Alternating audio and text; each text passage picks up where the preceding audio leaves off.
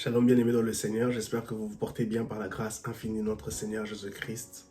C'est encore persévérant ici. En ce jour, nous allons parler de cette merveilleuse personne qui est le Saint-Esprit. Et oui, le Saint-Esprit, notre ami fidèle, le Paraclétos, le Consolateur. Il a été promis par Jésus lui-même qu'il nous enverra le Consolateur, celui qui sera avec nous. Et oui, le Saint-Esprit, notre ami fidèle, c'est lui dont nous avons besoin, c'est lui qui nous permet de cheminer de façon quotidienne cette mission, cette vie chrétienne ici-bas, afin de devenir des disciples accomplis de Christ. En ce jour, nous sommes dans le livre de Luc, chapitre 4, le verset 18. Dans notre méditation quotidienne, la Bible dit ceci: « L'Esprit du Seigneur est sur moi. Oui, il m'a choisi pour apporter la bonne nouvelle aux pauvres. Il m'a envoyé pour annoncer aux prisonniers, vous êtes libres, et aux aveugles, vous verrez clair de nouveau.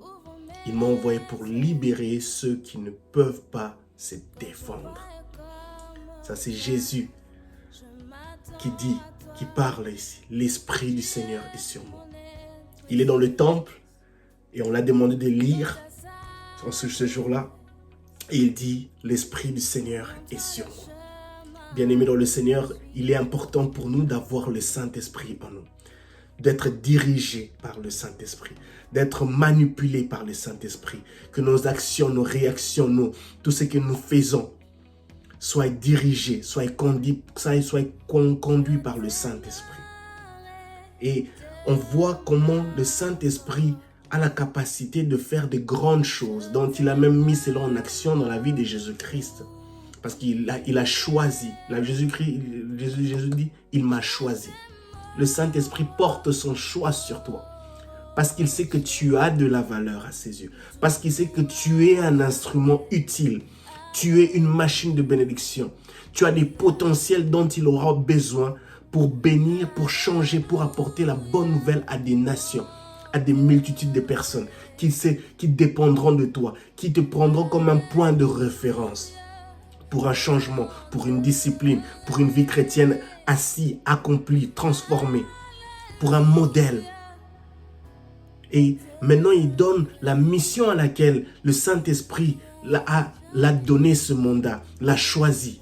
Il dit pour apporter la bonne nouvelle aux pauvres.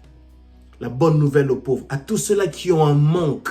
Aux pauvres ici qu'on parle, que Jésus, dont on mentionne dans le livre de Luc, chapitre 4, le verset 18, ce n'est pas seulement les pauvres en termes de financiers, mais aussi ce sont les pauvres en esprit, les pauvres qui sont restreints, qui sont limités, qui n'ont pas une certaine capacité d'achever certaines choses, qui sont limités à un certain niveau. Ils sont pauvres. Même dans le livre de Matthieu, chapitre 5, Matthieu chapitre 5, le verset 3, il dit « Heureux ceux qui sont pauvres, qui sont conscients de leur pauvreté spirituelle, car ils hériteront le royaume des cieux. » Et ici, nous voyons ici, Jésus dit, pour apporter la bonne nouvelle aux pauvres. Nous devons apporter le Saint-Esprit nous donne la capacité d'apporter la bonne nouvelle à ceux-là qui sont dans le manque, à ceux-là qui sont dans un manquement spécifique, d'un domaine de la vie spécifique et particulier. C'est ce que le Saint-Esprit peut faire lorsqu'il est en nous. Il nous permet que nous puissions être des centres de bénédiction, de points de référence, d'être une voix pour une multitude, pour une génération. Si c'est ta prière, tu veux être une voix, un modèle dans le domaine financier, dans le domaine professionnel, dans le domaine médical, dans plusieurs domaines, tu veux être effectif dans cette voie, dans ton aura, tu as besoin du Saint-Esprit. Parce que le Saint-Esprit sait comment articuler les choses de la plus belle manière, qui surpassera même la sagesse et les critères des hommes. Et Jésus continue en disant, il m'a envoyé pour annoncer aux prisonniers, vous êtes libres. Une fois de plus, le Saint-Esprit a la capacité et nous rend capables, par sa puissance en nous, d'annoncer aux prisonniers, vous êtes libres. À tous les prisonniers, soit des prisonniers dans les finances où ils n'arrivent pas à sortir des difficultés financières, des prisons financières, si je peux le dire, permettez-moi de le dire comme ça, à des personnes qui sont emprisonnées dans un cycle de maladies qui leur achève, qui leur détruit, qui leur décourage, dont ils n'arrivent pas à émerger, à aller de l'avant.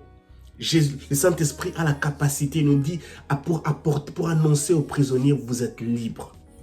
Il mettra dans ta bouche là les paroles suffisantes pour annoncer une parole à toutes ces personnes qui sont prisonniers, dans leur santé mentale, dans leur santé physique, dans leurs relations. Toutes ces personnes qui sont prisonniers dans leur vie spirituelle, où ils n'arrivent pas à émerger, à dépasser les limites, à aller au-delà de leurs limites. Leur dire, vous êtes libres en Jésus-Christ, à cause de Jésus-Christ, à cause de la puissance de l'œuvre de la croix. La troisième chose est aux aveugles. Il s'annonce maintenant, il dit aux aveugles, à ceux-là qui n'arrivent pas à voir. Quand on est aveugle, on ne sait pas là où on va. On ne sait pas dans quel chemin on pose ses pas. Et cela est difficile. Ça cause énormément de problèmes. On ne sait pas prendre les bonnes décisions parce qu'on n'a pas une vision claire de ce qui est devant nous. Et Jésus dit, le Saint-Esprit m'annonce, me donne un mandat d'annoncer aux aveugles. Vous verrez clair de nouveau.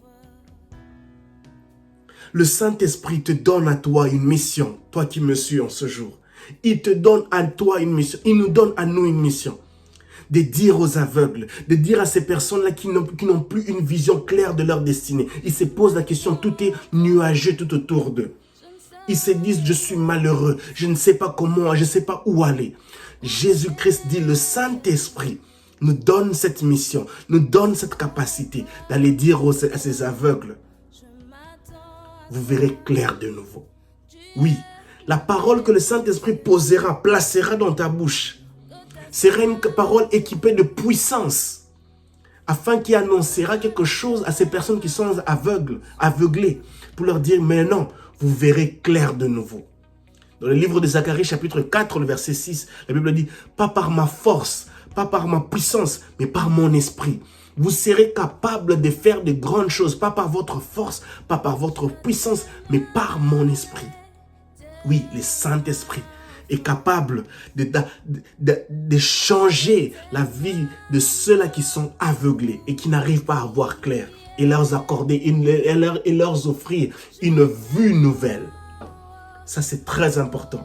Il m'a envoyé pour libérer ceux qui ne peuvent pas se défendre. Oui, le Saint-Esprit. Une fois que le Saint-Esprit se pose sur nous, il faut que la puissance du Saint-Esprit descende fraîchement en nous. Elle nous équipe pour réaliser toutes ces choses. Pour aller libérer ceux qui sont emprisonnés, pour aller libérer ceux qui ne peuvent pas se défendre, pour défendre ceux qui ne peuvent pas se défendre, pour ouvrir les yeux de ceux-là qui sont aveuglés, pour fortifier ceux qui sont découragés, pour annoncer la bonne nouvelle aux pauvres, le Saint-Esprit. Et j'aimerais terminer par le livre de 1 Jean chapitre 2, le verset 20, la Bible dit ceci, vous au contraire, vous avez été loin du Saint-Esprit par celui qui est saint, et vous avez tous la connaissance. Nous avons été tous loin par le Saint-Esprit. Nous avons été tous loin. Vous avez été loin du Saint-Esprit par celui qui est saint. Nous avons tous été loin du Saint-Esprit par celui qui est saint. La puissance de Dieu nous a loin de son esprit. Et il nous a offert une connaissance. Quand on parle de connaissance, c'est-à-dire que le Saint-Esprit en nous accorde la capacité d'avoir une connaissance supérieure qui fait que nous puissions être des points de solution, des points de référence, des machines de solution et non de problème, des machines de bénédiction et non de malédiction, des machines de paix et non de trouble, des machines de joie et non de tristesse. Parce que le Saint-Esprit nous a loin, parce que nous avons été loin du Saint-Esprit. En ce jour, j'aimerais que tu dises à Dieu, Seigneur, que la puissance de ton esprit agisse en moi, que l'onction de ton esprit agisse en moi de façon fraîchement, que cela agisse fraîchement en moi, pour me donner une connaissance, pour me donner une sagesse supérieure à la sagesse de ce monde, supérieure aux critères de ce monde, afin que je sois une solution pour plusieurs, afin que je sois un changement pour plusieurs, afin que je sois une bénédiction pour plusieurs. la personne merveilleuse du Saint-Esprit, l'onction du Saint-Esprit, la puissance du Saint-Esprit. En ce mois de mai, où nous allons presque nous rapprochons de la célébration de la Pentecôte, il est important pour nous de valoriser les avantages que nous obtenons, les avantages qui se présentent devant nous, au travers de cette personne qui est le Saint-Esprit.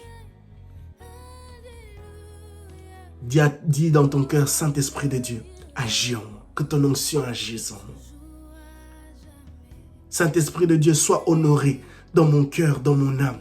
Saint-Esprit de Dieu, sois honoré dans mes pensées. Saint-Esprit de Dieu, sois honoré dans mes finances. Saint-Esprit de Dieu, sois honoré dans ma vie chrétienne. Saint-Esprit de Dieu, sois honoré dans mon cheminement. Dans ce cheminement où je veux te connaître, toi, mon Père. Le Saint-Esprit. Qu'il nous aide à l'honorer, qui nous aide à parler de Christ, qui nous aide à témoigner, à libérer ceux qui sont captifs, qui nous aide à donner, à apporter la vue à ceux qui sont aveuglés, qui nous aide à défendre ceux-là qui sont emprisonnés. Que Dieu nous aide. Merci beaucoup. J'espère que vous avez été bénis. Que la grâce et la paix du Seigneur soient votre partage. Shalom chez vous.